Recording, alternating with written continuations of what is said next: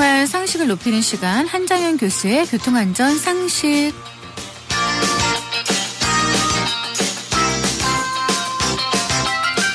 자동차나 교통상식에 관심 많으신 분들이라면 더욱 귀 기울여 주세요. 자동차 칼럼니스트이자 대덕대학교 자동차학과 한장현 교수님과 함께하는 시간입니다.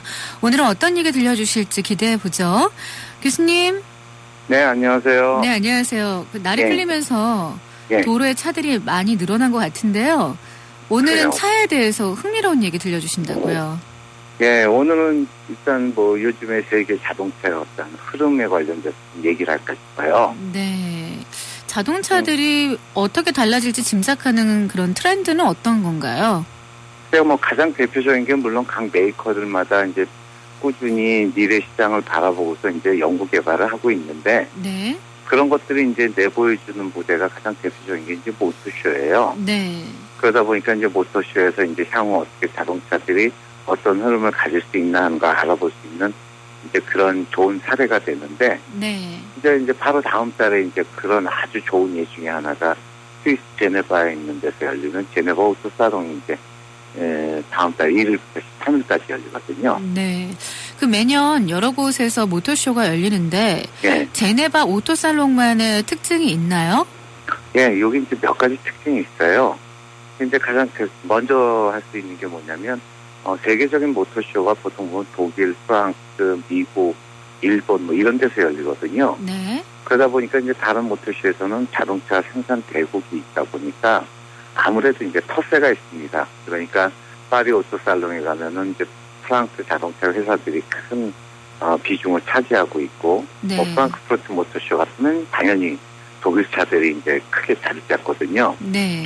다른 차들은 이제 약간 좀 주눅이 드는 분위기인데 비해서 이 스위스에는 자동차 생산이 없어요. 네. 100% 수입하는 나라다 보니까, 그러다 보니까 자동차 시장의 중심. 예전에는 이제 약간 보여주기만을 하는 시장이 아니고, 네. 팔리는 차로 구경할 수 있는 그런 어떤 자동차 시장 중심의 모터쇼가 이제 대표적인 게 제네바 오토살롱이거든요. 네. 그러다 보니까 또 이제 다양성이라는 측면에서도 기술적인 것뿐 아니라 이제 상품적인 측면에서 그래서 이제 다양한 차들이 많이 나옵니다. 네. 고급차라든가, 잘 아시겠지만 부호들이 많이 몰려 사는 동네가 스위스도 한 군데 포함되거든요. 유럽에서는. 그렇죠. 네. 그러다 보니까 이제 부호들이 관심 갖고 있는 고성능 스포츠카라든가 또는 몇 억씩 하는 고급차들도 많이 있고요. 네. 그런가 하면 또 일반인들 위한 대중차들도 많이 나타나서, 그래서 일반적으로 그 자동차의 다양성 측면에서는 제네바 모터쇼가 최고다라고 하고요. 네.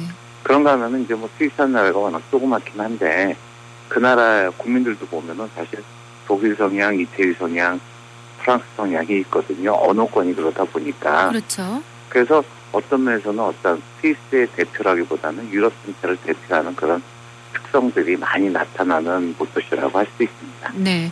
그렇다면 이번 모터쇼에서 나타난 방향은 뭔가요?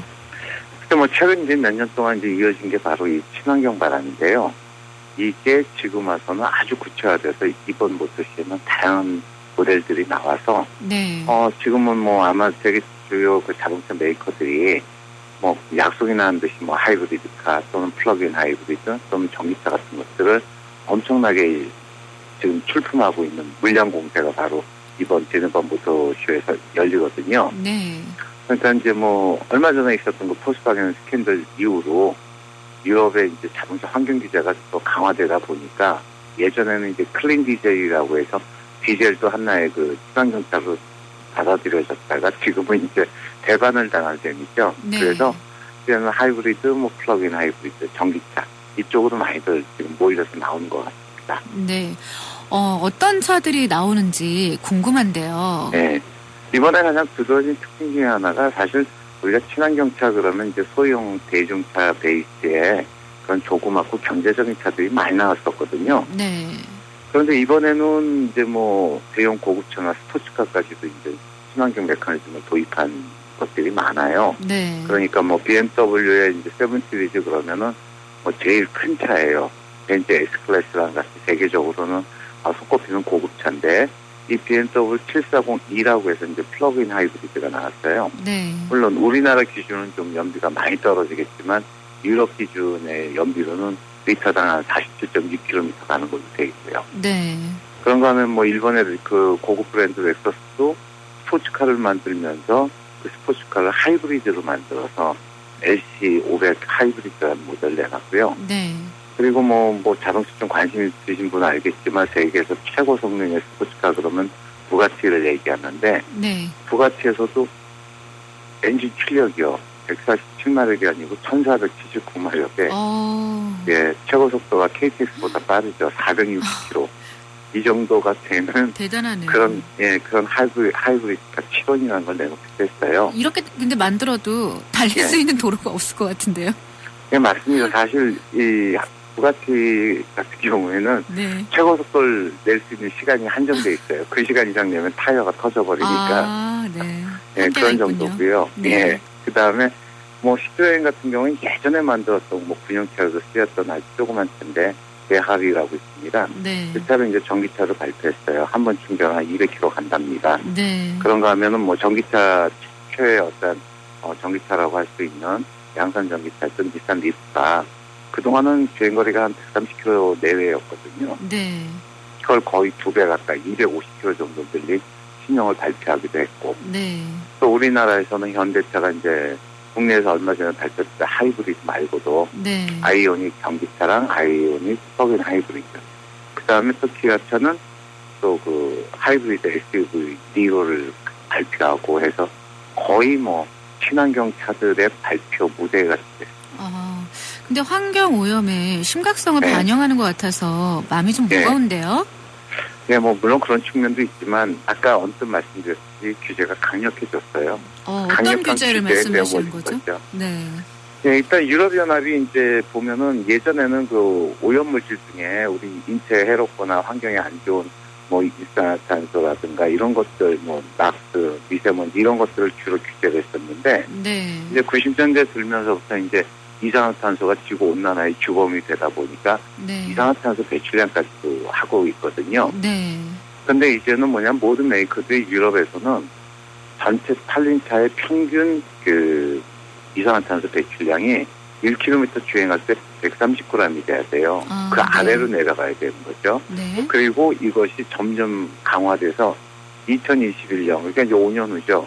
5년 후에는 이게 지금 1km 주행할 때마다 95g 이하로 낮춰야 돼요. 네.